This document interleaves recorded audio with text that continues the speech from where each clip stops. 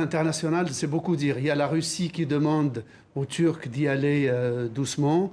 Il y a l'Union européenne qui condamne fermement et qui menace et qui affirme qu'elle ne financera pas les réfugiés syriens qui sont dans le territoire de la Turquie et que la Turquie menace de transférer dans leur propre pays. Donc pas de financement, ce que souhaitaient les Turcs.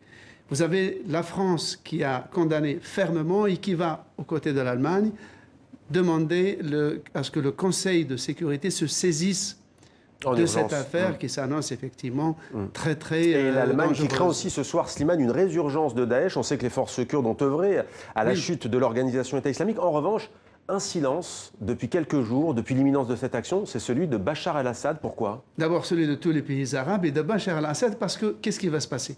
Les Turcs, lorsqu'ils entameront l'offensive terrestre, vont la faire avec des supplétifs syriens, d'anciens opposants à Bachar el-Assad, ceux de l'armée syrienne libre, qui ne pouvaient plus revenir en Syrie, que les Turcs ont récupérés. Donc nous allons assister à des opposants arabes syriens qui vont se battre contre des Kurdes syriens aussi opposants à Bachar.